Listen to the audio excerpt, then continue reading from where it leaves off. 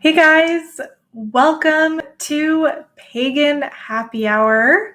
How are you all doing this week? Did you guys have a good week so far? I know we got a big weekend coming up for us Americans. July 4th is around the corner. But before we get to that, we have Pagan Happy Hour, guys. I got my drink ready. I hope you guys have a drink as well. And today we are going to be talking about chaos magic. I did a poll yesterday on my YouTube community page, and it seems you guys are really curious about this particular branch of magical practice. So what we're going to do today is I'm going to share with you what chaos magic actually is, how it's different from a lot of other magical systems like Wicca or Thelema. And then I'm going to share with you some techniques that chaos magicians like to use in their practice. Certain things that you can try at home right now if you want to. So this should be a really fun chat. And thank you all so much for joining me today. If you are new here, welcome. I do Pagan Happy Hour every Friday at 5 p.m. Central. And this is meant to be an opportunity for me to connect with you guys and hear your thoughts and your ideas. So this is really meant to be a two-way conversation. So feel free to comment as we're going along. And I'm going to try and bring your thoughts, your ideas, your questions into the conversation. Also, there are two ways to support the show. If you do enjoy it, I do have a Patreon.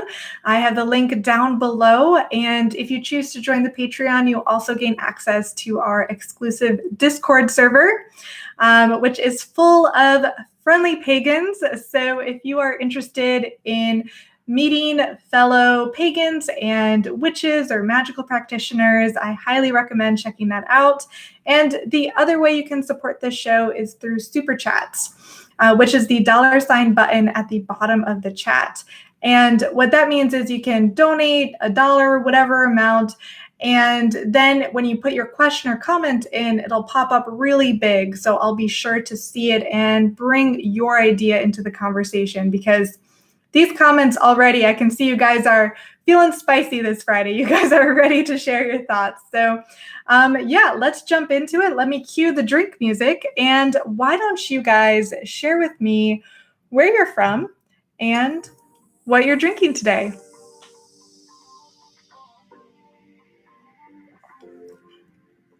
Let's see. I see people chiming in from Wisconsin, Ohio, let's see, South Carolina, Florida, Nova Scotia, Pennsylvania, Rhode Island, Italy, Arkansas, West Virginia, Massachusetts, Poland. Wow, it must be late there in Poland right now. Canada, Toronto, UK, California, Indiana, Maryland, Knoxville, and Germany. Wow. Well, thank you guys so much for choosing to join me for this Friday. This should be a interesting chat. I know a lot of you guys don't know that much about chaos magic, and personally, I'm not an expert either. So please take everything I say today with a grain of salt. Because I am still learning all the ins and outs of this magical practice. But I kind of think of it as a tool that I can put in my toolbox of occult knowledge and understanding. And I have been practicing a bit of chaos magic for probably 5 years. I tend to be pretty DIY with my approach to spell work, and that's a very chaos magic trait. But first, we need to get into what is chaos magic, right? So chaos magic is really a postmodern magical practice. So this is a new thing. This doesn't have that much basis in ancient history like some other magical traditions. And it is attempting to attain specific results and using kind of symbolic means to achieve those results. And it's not so much the symbols, it's the fact that it works. So let me explain that a little bit deeper. So when you think about a spell that you might do in your Wiccan practice, it's not just about if the spell works. There's also a lot of spiritual meaning to it.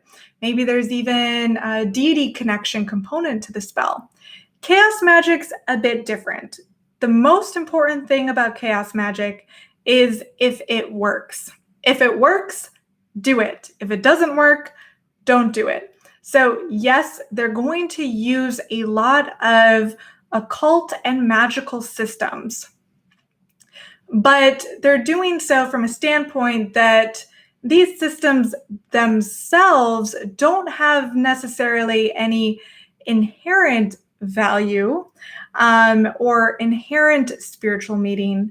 It's our interaction with them. It's our mind that's actually producing the result.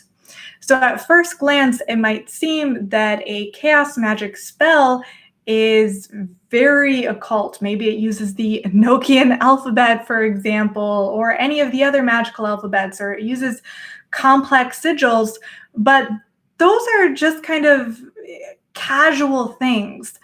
What's the main important feature is if it works, a chaos magician is going to do it.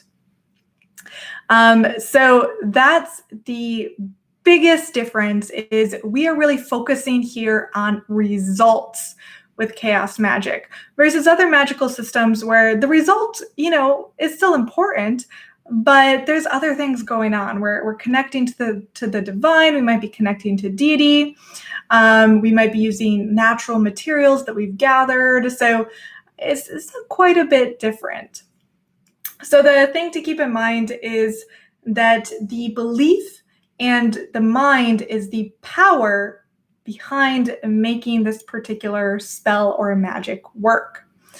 A while ago, I did an interview with Jesse Huntenberg about the concept of being a mind witch, the use of your mind as the primary tool for your witchcraft. And about that, I kind of feel like that's a very chaos magic concept, where really we are focusing on our thoughts, and those thoughts having the power to propel this intention out into the universe and to create the result we desire. So you will find complex occult systems like Kabbalah, Enochian, I Ching, even in tarot. It could be a lot of different things in different chaos magic spells that you might look up online or find in books. But keep in mind, those aren't where the power lies. It's not lying in these symbols. It's lying in the power of the mind from the practitioner themselves. So let me know if that makes sense, because we are talking about postmodern ideas here, so it can get a little confusing, a little obtuse. So let me know in the comments if you kind of understand that. And I'm going to, of course, go into some examples. I'm going to show you what exactly some chaos magic might look like. So we'll definitely be going over that. Let's see. Okay, great questions, guys. I see someone's asking, so it's very modifiable. Yes, exactly. You are meant to take a DIY approach towards chaos magic. You don't have to follow any particular system, any particular rule book. You are really free to do whatever you want for the most part, as long as it's achieving the result that you desire. Let's see. And Jenna has a question. Why is it called chaos magic? Good question. Now, I don't have the exact answer. I believe the term was coined by one of the first chaos magicians, Austin Spare, in England in around 1960s. Correct me if I'm wrong here in the comments. So he's the one that kind of pioneered this movement.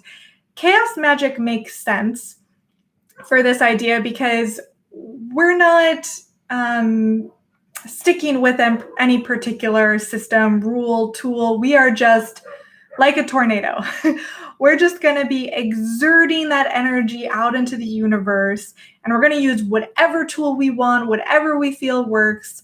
So it is kind of inherently chaotic in that way, compared to some of the more rule-based systems like astrology, for example, where you have this nicely organized wheel of the year, right? And your nice 12 zodiac signs, all nicely aligned with the 4 elements and the solstices and the equinox. That's the opposite of chaos, right? That's very nice and ordered and almost suggests a divine creator when you look at the universe through that lens. But in the lens of the chaos magician, the universe itself is chaos. So we kind of need to drum up a little chaos in our own inner spirit and project that outward. And that's what's going to be affecting the change in the universe. So another thing to note here is chaos magic's kind of agnostic on the idea that magic contains a supernatural element. So many people who practice chaos magic believe that the power of the magic is maybe the placebo effect or just a power of the mind that exists in our realm that maybe physics hasn't quite yet figured out, but it's there. So quite a bit different than when you look at performing spells in a Wiccan context or in a thelemic context, where it's much more deeply intertwined with belief in the power of the divine realm. So in that way, chaos magic is probably more aligned with a non-theistic version of paganism, where deity isn't really as important, or you don't even need to believe in deity. With chaos magic, it's ourselves that are creating the power. So that's a big difference there between chaos magic, other magical occult systems like Kabbalah or Wicca or Thelema that have a divinity component to them. So do keep that in mind. Let me check your comments here. Sakura says, the universe is chaos indeed. It does seem that way sometimes, for sure. Let's see. Great comments, guys. Just reading them now. Brother Bear says, I've heard the term Discordian witch. Any comments on that versus being a chaos magician? I have heard the term Discordian witch, and it's probably very similar to the concept of a chaos magician. Mykola asks, what's the difference from an eclectic witch? So an eclectic witch might follow different paths and spell systems from different branches, right? So maybe they are one day incorporating a lot of herb lore into their spells. The next day, they're timing a spell to fit in with the astrological correspondences. The next day, they're doing a glamour spell. So very different types of witchcraft, right? Very eclectic. Yet all of them, for the eclectic witch, usually, but not always, have an aspect of a greater supernatural force behind them. So usually with eclectic witches, they don't believe it's just our own inner power and mind, but there's also something mysterious going on too. So that's the difference. Chaos magicians don't really think there's much else going on behind the power of the mind and the self. I see Peach here has a super chat. Thank you so much, Peach. She asks, how are we not all chaos magicians? And I think we are a lot of the times without even knowing it. When we focus our attention on something or our desire on something really intently and kind of just chaotically, when our life is a mess, sometimes we can manifest really interesting things. As Game of Thrones said, chaos is a ladder, right? And chaos magic is climbing that ladder of the chaotic universe. So great question. And I think as a magical practitioner, we all dabble in chaos magic to a certain point. Let's see, a comment here from Genghis Galahad. That's an interesting username. Says, imagine a road trip with a ceremonial magician and a chaos magician. That would be an odd couple. Yes, indeed. They are polar opposites. A ceremonial magician puts a lot of importance and emphasis on the specifics of the ritual practice. So whether they're doing an LBRP, which is a lesser banishing ritual of the pentagram, it's a very popular ritual for ceremonial magicians to perform. So whether they're doing that, they might have their specific way that they do it. They have the specific deities they're calling out to, the tools. They have to time it maybe with certain astrological correspondences. It's very neat and organized and tied to the divine, versus chaos magic, which is you're just like drunk one day and you're just grabbing a piece of paper and a pencil and you're just drawing something and then you throw it into the fire of your fireplace. Very different, right? It would be quite an odd couple. Let's see. Joey, I see here, has a great question. Can chaos magic be associated with certain deities that can be seen as being chaotic, such as Loki, for example? That's interesting. And we know that in most pagan societies, there is at least one deity that's tied to mischief or chaos, right? And on the one hand, I want to say yes, that makes sense. But at the same time, the lack of importance of deity in chaos magic makes me think that it doesn't really fit. Because with chaos magic, you're just focusing on intention, sending that intention out, getting the result, and then maybe making note of if it worked or not, because that's really the most important thing. So even if you're bringing in a chaos deity like Loki, I would still see that being more in the vein of Norse pagan magic as opposed to chaos magic. But that's a great question, and I will definitely need to think more about that concept. Let's see.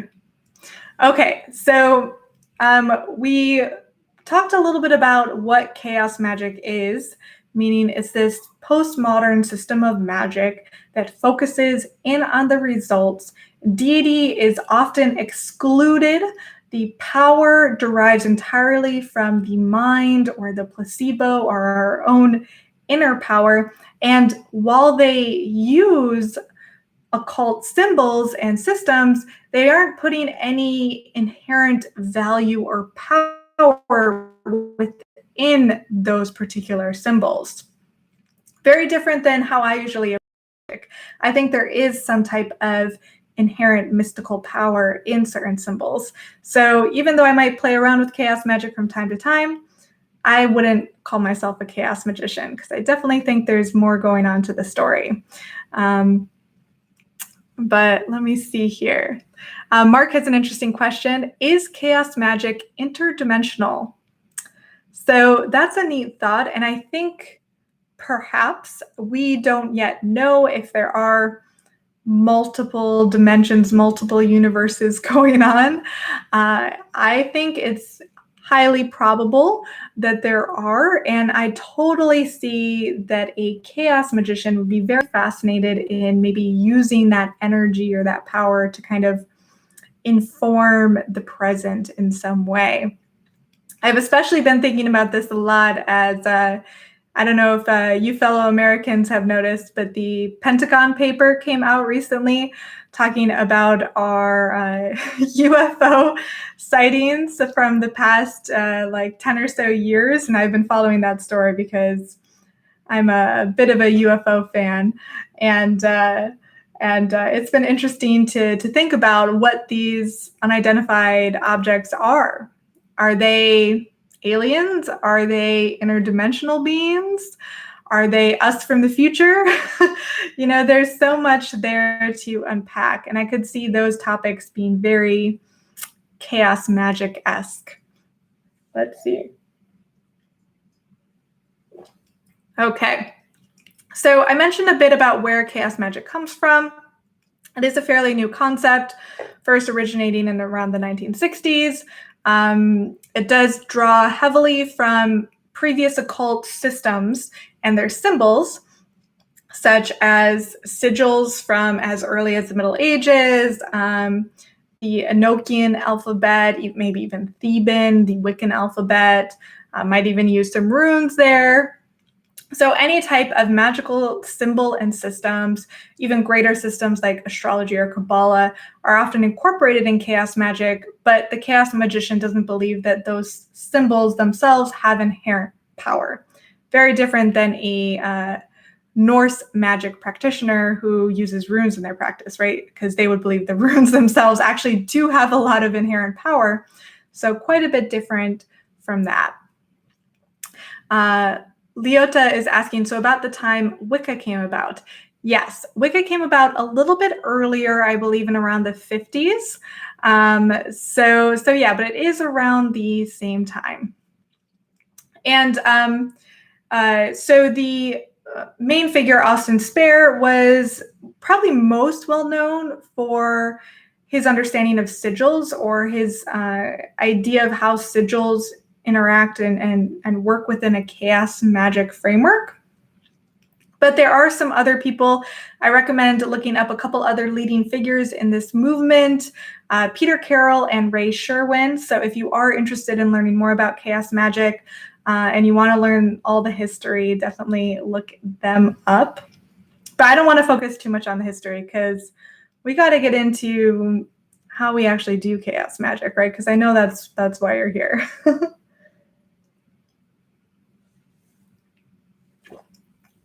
Okay, before we get into how to actually do some chaos magic spells, let me check comments one last time here. Kai says, magic is a science yet to be discovered. It is one of the best things I have heard. Chaos magic is the start of science and discovery.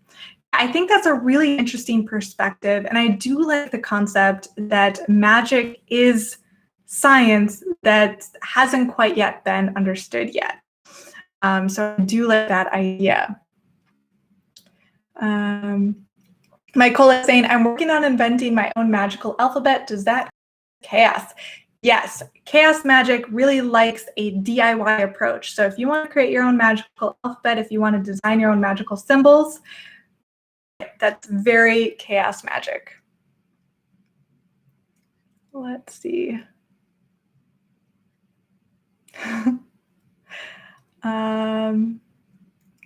Genghis Galahad says, so if the Enochian language and Norse runes and symbols could be receptacles or vehicles for chaos magic, right? Yeah, so these are, like you said, receptacles for the chaos magic. They aren't giving the spell its power. They are just tools. They're driving the wheel in that metaphor. Craig says, I've seen chaos magicians using Magic the Gathering cards. Hilarious, and also a very chaos magic thing to be doing. Let's see. Okay. Mykola says, I think building magical objects with my own hands gives it personal power as opposed to buying stuff or getting it secondhand. Definitely agree. I'm a big believer in making your own magical tools. Okay, so how do we do chaos magic? Let's get into it.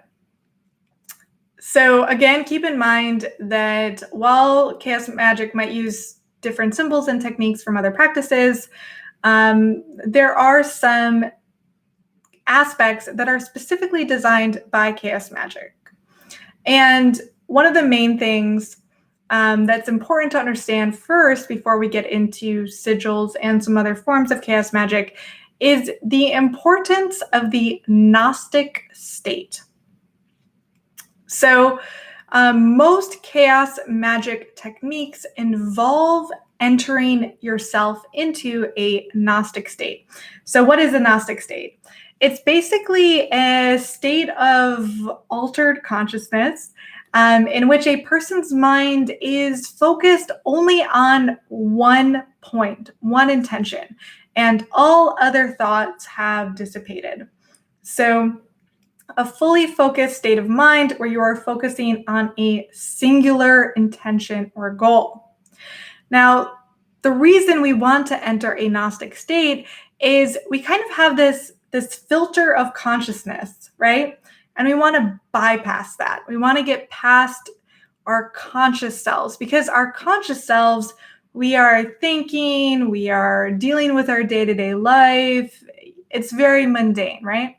But the unconscious realm, that's where interesting things can happen, right? That's the realm where dreams occur. That's the realm where psychic abilities can manifest. So we want to go beyond this filter. We want to remove our conscious mind and tap into the unconscious. Now, this is something that I try often with tarot. And one of the reasons I think tarot is so effective is because it's a picture of symbols, right? So there's nothing really to read. You're not reading a text. You're seeing these ancient symbols. And when you're looking at them, you're trying to not think about them with your conscious mind. You're trying to deeply connect with their greater meaning, with your subconscious self.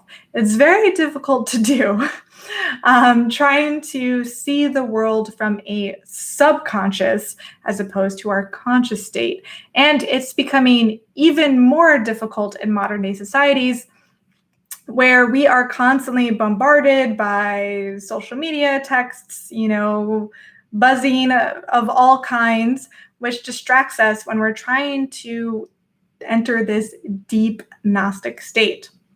So that's the goal. We got to enter this Gnostic state if we want to be doing chaos magic, or honestly, really any magic, in my opinion. Now, with chaos magic, there are three main branches of ways of achieving this Gnostic state. So let's get into them. The first Gnostic branch is inhibitory gnosis. So inhibitory gnosis is a form of deep meditation where you enter a trance-like state. And we know that trance has been used by indigenous cultures for millennia, so it's nothing new here. This type involves a lot of slow, methodical, regular breathing, maybe a body scan with a muscle relaxation, perhaps even self-hypnosis. There's a lot of good YouTube videos out there for self-hypnosis if you're interested. So we are trying to enter this Gnostic state through primarily the use of meditation, consistent regular breathing, and quieting of the chatterbox or monkey mind. So that's the first way. The second way is ecstatic gnosis. So with this way, we're trying to shut our mind up. So there are very few times in life where our mind is blank, right? And we want to achieve this blank mind, because only then can we enter this Gnostic state so that we're digging into the subconscious and we have that inner power to create the spell. So usually if you're going to be going with this method of ecstatic gnosis, it involves some type of intense sensation. I don't want to go into it too much, but let's just say a lot of chaos magicians might use some sexy time to get into this state of ecstatic gnosis, though you don't have to. You could also attain this through drumming or chanting, or some might even use like hallucinogens. So that is the second form of Gnostic states. And then the third way to achieve this is called indifferent vacuity. So here you're trying to cast the spell super casually, because if we put thought into it, now we're using our conscious mind. So we need to do it with a blank mind where we're not actually thinking about it. So indifferent vacuity could be, say you're listening to a podcast and you're just kind of like doodling sigils, right? You're not thinking, you're not concentrating on what you're doing. It's almost like automatic writing, if you're familiar with that. Your conscious mind is elsewhere. It's focusing on the podcast or the TV show, whatever. But your subconscious mind is giving you some insights here. So those are kind of the three ways of achieving this Gnostic state that is really essential to performing a chaos magic spell. So before we get into sigils, which is the most common version of chaos magic, let me know if you have any questions on that. Let me check your comments here.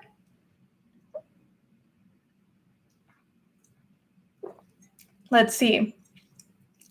Allison is mentioning inhibitory gnosis, saying, I try to do that if I see something upsetting before bed. I try to somehow deeply meditate on it so I won't be upset about it in my dreams. Yeah, definitely. I mean, really, anytime that we are meditating, we are entering into this particular type of gnosis. Let's see. T is saying, to save folks a lot of time asking in countless forums and groups if you can do this or that in chaos magic, the answer is yes, try it and record your results. Exactly. That is chaos magic in a nutshell. There are no rules. Try it, record how it goes. If it works, then do it again. Let's see. I see Gracie has given me a super chat donation. Thank you so much. I really appreciate that. Awesome. Thank you.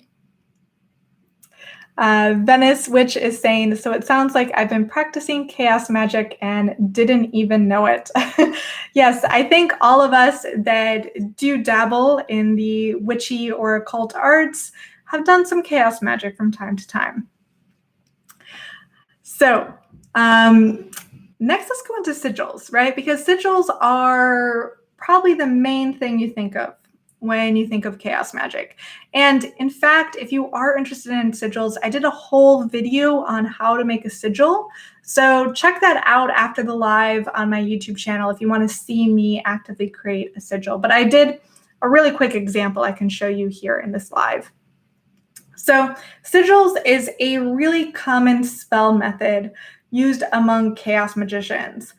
And those of you that might be familiar with Wicca, to kind of show you the difference, with Wicca, usually you're like, okay, we got to cast a circle, we got to call on the elements, we got to think about what deities we might be calling in, and then we might do the spell, and then we got to like close the circle, and then, you know, we go from there. Chaos magic is like, nope, I'm doing the spell right now, don't need any of that. So keep that in mind. Oh, and I see Mark has given me a super chat. Thank you so much, Mark. I really appreciate your support there. Yeah, wonderful. And Becky has given me a super chat too. Thank you so much, Becky. I really appreciate you guys making Pagan Happy Hour possible. So one thing to keep in mind is that sigils have changed quite a lot over the eons, right? Because I don't know if you've seen like Hereditary, which in my view is like the most terrifying movie in existence. But they featured a sigil in that movie, the sigil of Paimon, one of the demons, right? So in medieval times, sigils were something very different than the sigils that chaos magicians use. So they're totally different things. In medieval times, you would have a sigil or a symbol associated with a particular angel or a demon. And you would use this symbol to call upon or summon, manifest this being. Now, chaos magic looks at sigils in really like an entirely different way and really argues that supernatural beings were kind of just manifestations of our unconscious. So they didn't have independent agency. and that they could be created through the use of sigils. So quite a bit different. So sigils can be used by chaos magicians for either like a spell, something you're wanting to achieve, or to kind of create an entity, but an entity that doesn't necessarily have agency on its own. Very different than in previous manifestations of sigil work, where you'd have a sigil that corresponds with a particular demon or angel, and then if you knew the sigil, you could summon one up. Another thing you can look into is John Dee. He was the court magician and astrologer under the reign of Queen Elizabeth I. Very fascinating individual. He created the Nokian alphabet and did a lot of summoning when it came to angels and spirits. So if you're interested in all that, I highly recommend looking him up. He was also, side note, considered to be the first 007. He signed his letters to the Queen 007. So if you're curious on where that James Bond number comes from, that's neat too. So now that we've kind of, verified that a chaos magic sigil isn't necessarily to summon any demons, it's more to achieve a particular result, how do you do it, right? So basically, we're trying to create a glyph or a symbol that represents a particular intention or desire. Now, they're most commonly created by you write out what your intention is very clearly in a sentence, and then you need to reduce the letters. Now, there are different methods of doing this. A lot of methods involve some type of crossing out the vowels or any double letters. Now you have less letters. And then you take those, say, 5, 6 letters, and you create a custom sigil that represents your intention. Let me show you what I mean. So here is an example. Say my intention is get a new job. Oh, it's backwards because of the camera. Ignore that. But, get a new job is my intention, for example. I don't personally want to do that. I'm just, giving an example. Now, I need to reduce these letters. It's too many letters. I can't make a symbol out of all of this. So I'm going to cut out the vowels or any double letters.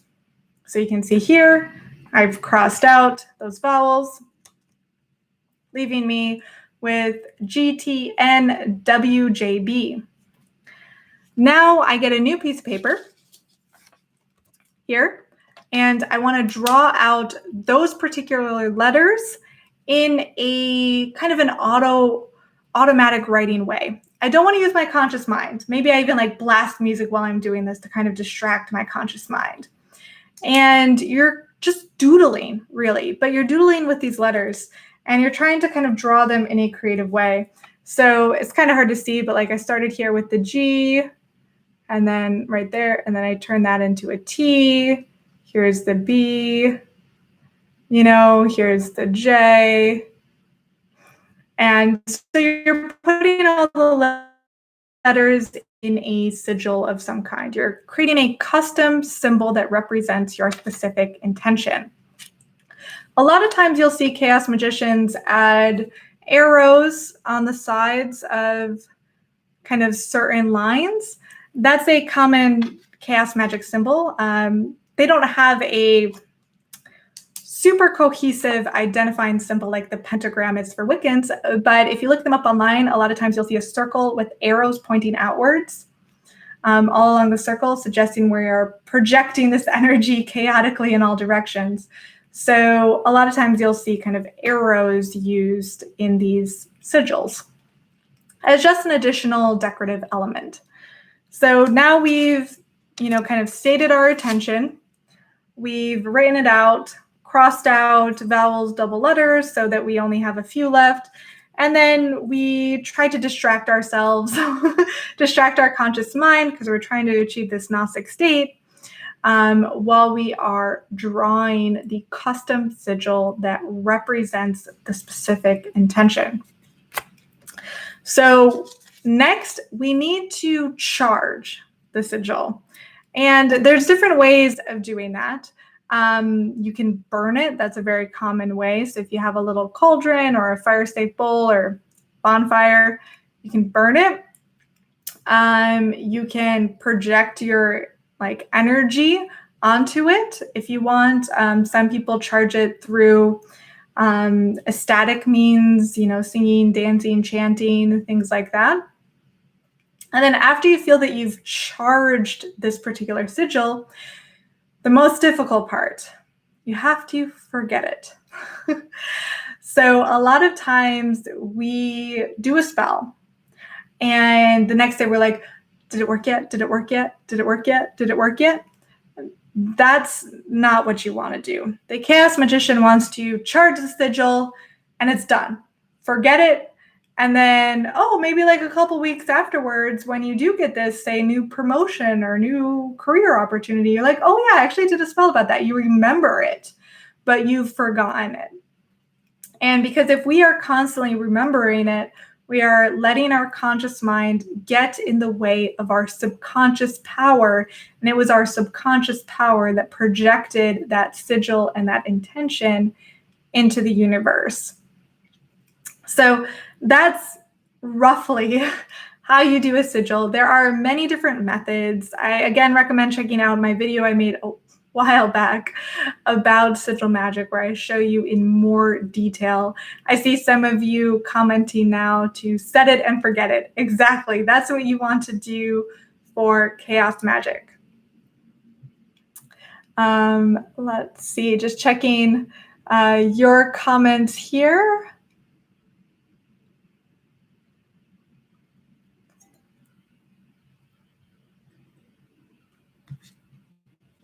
I see Michelle is saying, I have a tattoo of the sigil I created.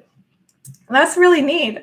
I have seen a lot of people get tattoos of sigils or bind runes. If you follow the Norse path, you might have seen bind runes, which are a combination of different runes. That's kind of a sigil in and of itself. So that's neat as well. Another thing that's neat to think about if you just want to philosophize a bit. So if sigils are these symbols that tap into our unconscious self, are logos also sigils, right? They have a lot of power over us.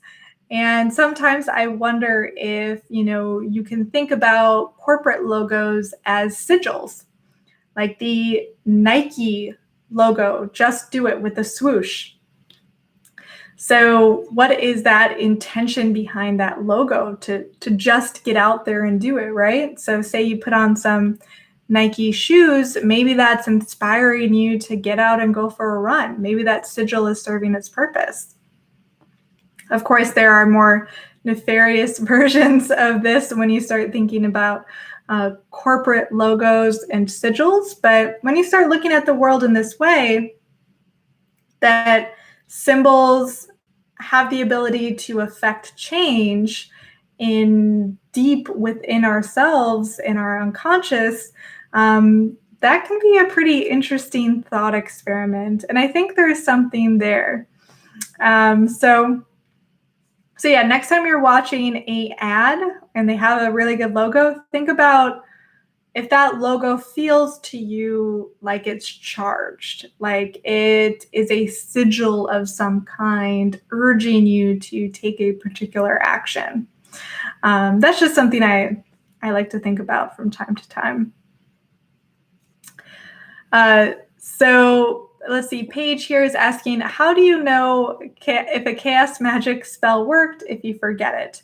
Well, you don't necessarily need to forget it forever. So say with this example of getting a new job, I would do this sigil, I would charge it, set it and forget it. And then I might actually get like job offers and be going on interviews. And at some point in that process, after I get the new job, I'll probably remember the fact that I did the sigil. So, hopefully you do remember. It is very difficult to fully forget that you performed some sigil magic. But the idea is you don't want to be obsessing over it. You don't want to be thinking about it too much. You just kind of want to let it work its magic without getting in the way. Let's see, I see a question here. Can you use crystals to intensify the energy? Yeah, you definitely can. There are no rules with chaos magic, so go right ahead and give it a try. Let's see. Mykola says, I made sigils as a kid just to mark the things like territory. That's interesting, like the so-and-so was here.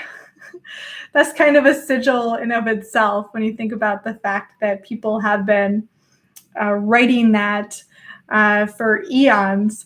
I even learned recently that if you visit the Hagia Sophia in Istanbul, up towards the ceiling, there is a inscription in runes from a Norse traveler that said something like Sven was here.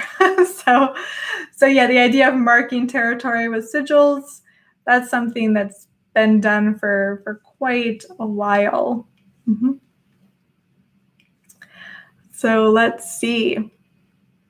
Another technique that is not sigil magic you can try is the Cutup technique. Now, this is a chaos magic technique that's probably more often used for divination. And what this involves is you take a piece of text, so maybe it's a page from a magazine or a book, and you cut up all the words. And then you try and turn off your conscious mind, try not to focus on it, and you rearrange them. So you're rearranging the words that you've cut up, and then you read them. Okay, what mess did I just create? And often, I have not tried this technique, so if you've done it, you'll have to let me know. Often, chaos magicians report that when you do this, you'll get some information about future events that will be occurring but haven't yet. So it's kind of a way to divine the future in a very chaotic way. Very different than tarot, which is a more organized system. This would be kind of just disorganized chaos, moving around all these words and letters and then seeing what shows up. And then later you can compare that to, hey, did any of those words or phrases manifest in my reality? So that can be something to look into. One of the things chaos magicians try to do is they try to manifest synchronicities more often. And they employ a lot of different techniques to create more synchronicities in their life. And this is one of the techniques they often employ to do that. So next, I want to talk about something I'm still not fully understanding of, and that is how entities exist within a chaos magic worldview. So I want to talk about servitors and egregores. In the comments, let me know if you've heard these words before. So I first heard these words, servitor and egregore, when I used to attend some Gnostic masses at the local Thelemic chapter back when I lived in Chicago. And they had a egregore. So what are these things? And how do entities exist in a chaos magic world when chaos magic is primarily defined by a lack of belief in supernatural forces? So as how I understand this, and you'll have to correct me if I'm wrong, because I feel like I don't yet have a full understanding on this, but say you've been making a lot of sigils, a lot of magic to achieve a certain desire. Now, this is a grouping of thoughts that you've created because you've been doing a lot of stuff, right? So you've created this group of thoughts all kind of wrapped up in this intention. And if this group of thoughts, this complex of ideas, it could gain a certain level of sophistication that it appears to operate autonomously, operate almost outside of you and outside of your own consciousness, almost as if it were like an independent being of some kind. If that's the case, then it is called a servitor. Let's see. Oh, I see Daka here has given me a super chat. Thank you so much. She says, to a fellow pagan, I'd love to contribute more. Thank you so much. I really appreciate that. Cheers. So yeah, a servitor, I see Graves here in the comments is mentioning another term is thought form. Right, yeah, so this is a thought form. Sometimes I wonder if poltergeist activity is a thought form or a servitor. If you do a lot of reading about poltergeists, often they appear when someone is going through a lot of traumatic events in their life. They're in this very heightened state. So you can almost imagine that energy, those thoughts, those feelings being projected outward in so much an intense way that they become their own entity. The Australian movie Babadook, which I highly recommend, is kind of like this concept here. So that would be a servitor. Now, another servitor that might fit in with this is the concept of a golem, which comes from Jewish mysticism. I first learned about golems not from like Lord of the Rings golems, but from Jewish folklore when I lived in Prague, because they had a famous golem apparently in the Jewish quarter there. And that could be considered a servitor.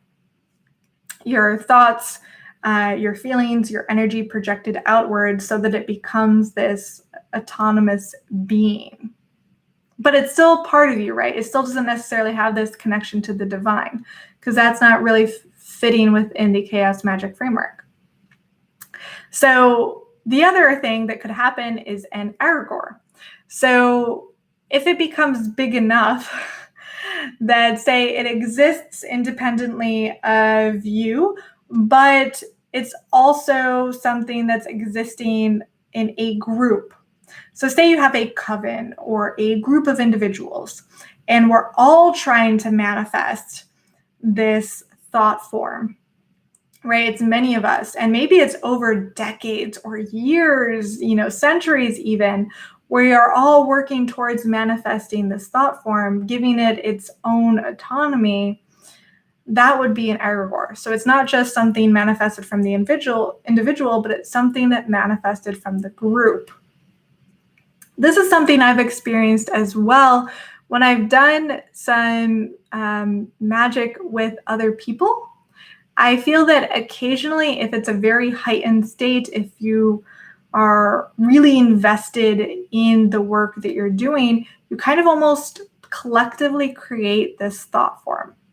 I haven't had this experience since I was a teenager and love to experience it again as an adult, but I kind of feel like it makes sense, the idea of an egregore, a collective thought form. Very kind of high level thinking, understanding here, and that's why I feel like I'm probably not the best person to be explaining this to you. I'm still figuring it out myself, but I think there's a lot there, and I think it's very mysterious and fascinating. Let me know your thoughts on this while I take another sip of my drink.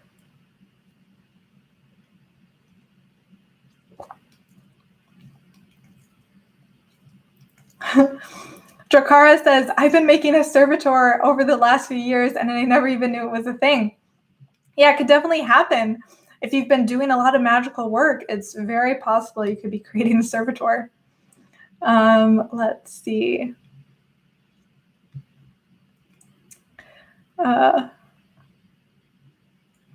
Genghis Galahad is asking about group spell projects. How focused are they? Depends on the chemistry of the group. Yeah, definitely. Now, this is one of the biggest issues when you're doing ritual or spell work in a large or in group that's open to the public, right? And I've done plenty of these. Like if you go to a pagan pride event, they always like do some rituals and spells that are very group oriented.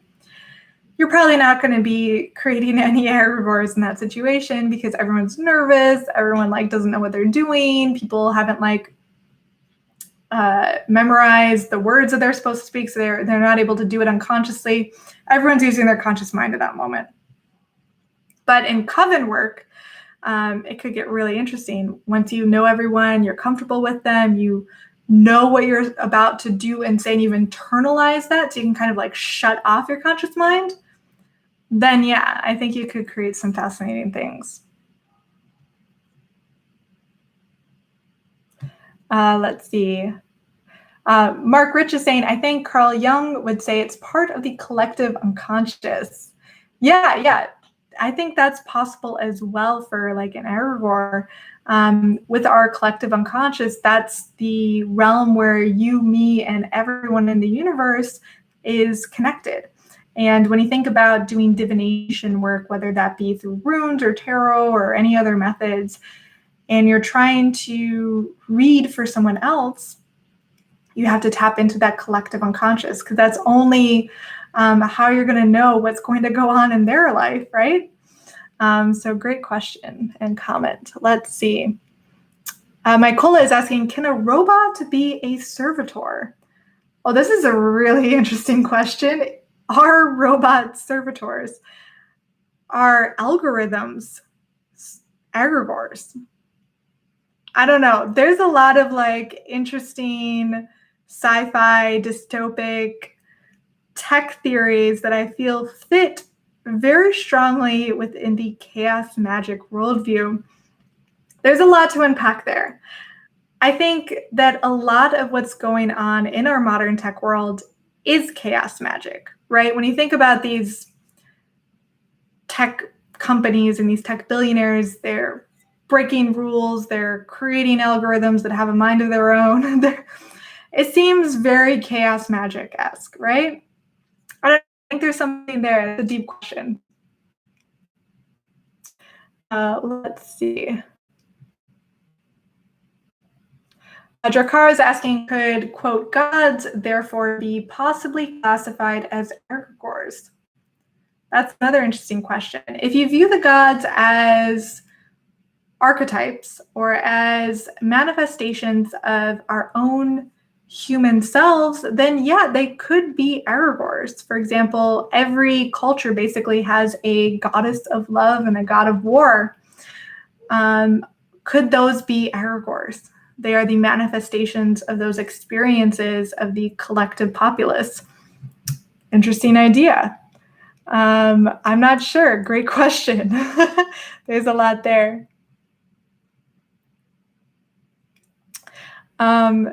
So yeah, I see someone mentioning stock markets. Do stock markets have an egregore component to them? Potentially, because they are contingent on everyone believing a certain thing, right? Once everyone believes that this is a good stock to invest in, everyone does, it builds its power. Once that belief is gone, then it crashes. I don't know, it could be interesting. Daka has another super chat, thank you so much, saying, as an engineer, I can tell you that modern tech resembles chaos magic. Yeah, I think there's a lot there. I feel like I'm not quite as versed in this topic to give a fully educated answer, but that could be a really fascinating discussion, and I hope someone picks it up. That could be really neat. So we are about out of time. I want to, say thank you guys for watching this. I hope you learned something about chaos magic today. If you did learn something about chaos magic, comment a tornado emoji, right? Tornadoes are chaos. So why don't you go ahead and comment that if you feel that you learned something today about chaos magic. And I hope this was fun for you. It was really fun for me. I see Drakara has given me another super chat. Thank you so much. I really appreciate your support. And let me know if you have any topics you would like to suggest for next week's Pagan Happy Hour. I feel like this conversation could have gone on. There's a lot of really interesting ideas here about our modern society and technology and how it all interacts with chaos magic theory. So thank you so much.